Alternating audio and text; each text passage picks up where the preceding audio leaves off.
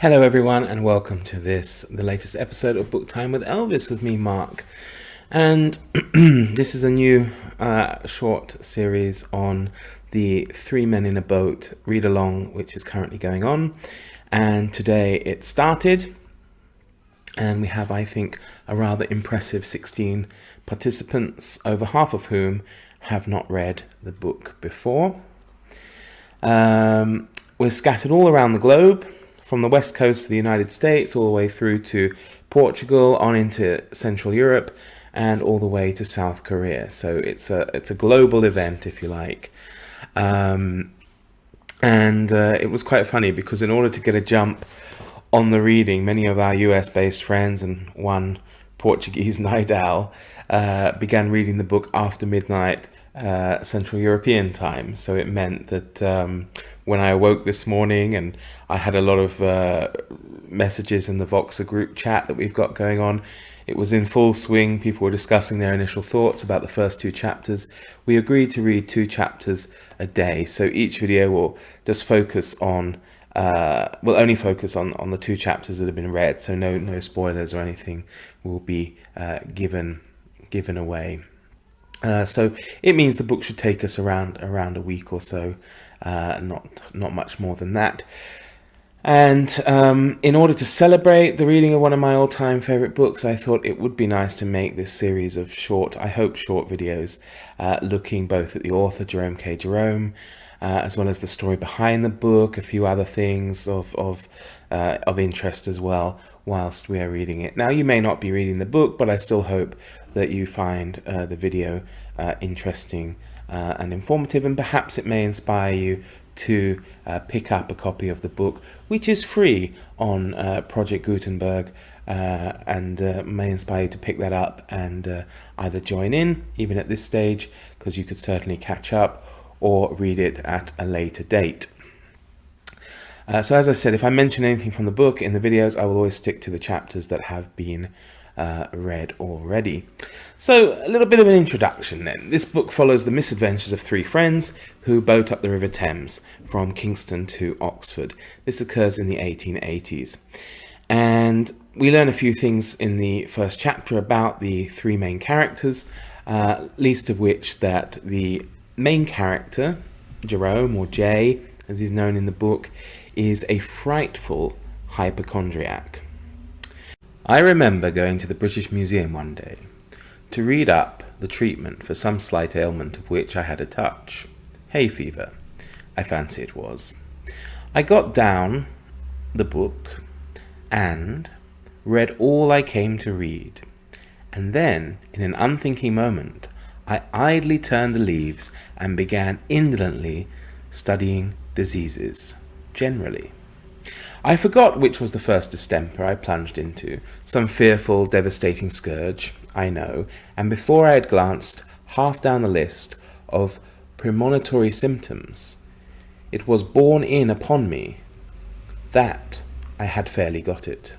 I sat for a while, frozen with horror, and then, in the listlessness of despair, I again turned over the pages. I came to typhoid fever, read the symptoms, discovered that I had typhoid fever. Must have had it for months without knowing it. Wondered what else I'd got. Turned up St. Vitus's dance. Found, as I expected, that I had that too. Began to get interested in my case and determined to sift it to the bottom, and so started alphabetically, read up on ague, and learnt that I was sickening for it, and that the acute stage would commence in about another fortnight. Bright's disease, I was relieved to find, I only had in a modified form, and so far as that was concerned, I might live for years. Cholera I had, with severe complications, and diphtheria I seemed to have been born with. I plodded conscientiously through the 26 letters, and the only malady I could conclude I had not got was housemaid's knee. I felt rather hurt about this at first. It seemed somehow to be a sort of slight. Why hadn't I got housemaid's knee? Why this invidious reservation? After a while, however, less grasping feelings prevailed. I reflected that I had every other known malady in pharmacology, and I grew less selfish, and determined to do without housemaid's knee. Gout, in its most malignant stage, it would appear, had seized me, without my being aware of it. And zymosis I had evidently been suffering with from boyhood.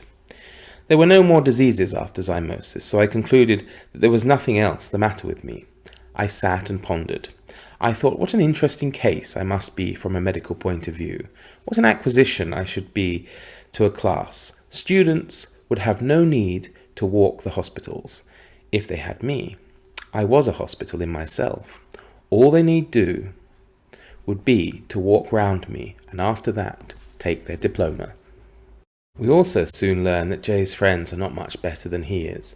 It's their feeling of their fragile mortality that induces them to take a holiday, a restful and relaxing holiday, all together, and after much discussion and amusing anecdotes as to why a sea journey won't do, the three friends decide on a river trip. Some have asked me already if Three Men in a Boat is a true story, and the answer is yes and no. Certainly Jerome took a trip down the River Thames, but he did so with his wife Etty for their honeymoon. Not wanting to write an overly sentimental piece, he substituted his wife for two of his dear friends, George and Harris.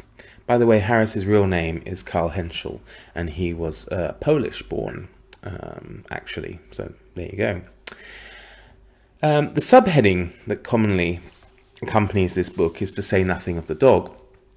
And the dog, of course, in this instance refers to the fictional Jerome, or Jay, as he's known in the book, Jay's dog Montmorency. Sadly, Montmorency didn't really exist, although for some time after the publication of the book, Jerome did allude to the fact that he did, though he later confessed, "Montmorency I evolved out of my inner consciousness," admitted Jerome. Dog friends that I have come to know later have told me it was true to life. Some people do not register immediately that Montmorency is a dog. I've seen a few other people talking about this book on BookTube and discussions with others, and they think, first instance, that Montmorency is a person, and therefore believe he's some kind of mysterious fourth man in a boat, despite the title's only three men. Montmorency is a great character, and we start to see this already, very early on. And he gives Montmorency this voice, making him part of the group.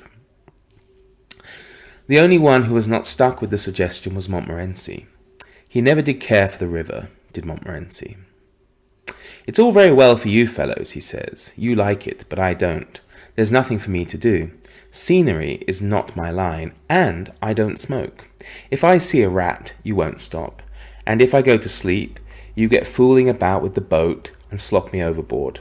If you ask me, I call the whole thing bally foolishness." We were 3-1, however, and the motion was carried. We also get some nice character information on Montmorency, while the group is discussing what form their accommodation will take on the trip. "We therefore decided that we would sleep out on fine nights and hotel it, and in it, and pub it, like respectable folks, when it was wet, and when we felt inclined for a change." Montmorency hailed this compromise with much approval. He does not revel in romantic solitude. Give him something noisy, and, if a trifle low, so much the jollier. To look at Montmorency, you would imagine that he was an angel, sent upon the earth, for some reason withheld from mankind, in the shape of a small fox terrier. There is a sort of, "Oh, what a wicked world this is, and how I wish I could do something to make it better and nobler" expression about Montmorency, that has been known to bring the tears into the eyes of pious old ladies and gentlemen. When first he came to live at my expense, I never thought I should be able to get him to stop to stop long. Used to sit down and look at him, as he sat on the rug and looked up at me, and think, "Oh, that dog will never live. He will be snatched up to the bright skies in a chariot. That is what will happen to him." But when I had paid for about a dozen chickens that he had killed, and dragged him growling and kicking by the scruff of his neck out of 114 street fights, and had a dead cat brought round for my inspection by an irate female who called me a murderer, and had been summoned by the man next door but one for having a ferocious dog at large, that had kept him pinned up in his own tool shed, afraid to venture his nose outside the door for over 2 hours on a cold night, and had learned that the gardener, unknown to myself, had won 30 shillings by backing him to kill rats against time, then I began to think that maybe they had let him remain on earth for a bit longer after all. So, that's a bit about Montmorency. A little bit of background about the book. It was published in 1889, and I'm very lucky actually to have a first edition copy of it, which I mentioned on a previous video. It was bought by my great-grandfather when it came out, although I have to say, and as I've said before, the condition is appalling. But I suppose that just means it's well used, and it has been rebound. The original binding would have been blue, but it still has, the old advertisements in there, and the old original, for example, illustrations and things like that. So this is, as I say, a first edition 1889 copy inside a different or rebound cover. So I feel very lucky about that. Critics were not very favourable to the book, owing to Jerome's relaxed and informal way of writing. He used so-called journalistic English rather than the literary English of the day. However, the reading public disagreed, and the book became a bestseller, which also did wonders for the Thames tourist trade, as people could still use the book, could and still do rather use the book as a guide to boating up the Thames, as although of course many of the situations described within the pages of the book need to be taken with a pinch or two of salt, the places mentioned of course really exist. So that's my little introduction, and of course I hope to bring little updates each day. And as I say, of course, I appreciate for many people it might not be your cup of tea, but I wanted at least to do something for those who are participating in this read along, and maybe inspire others as well to read the book. So I wish you all very well, and I will see you all again very soon. Take care, everyone. Bye bye.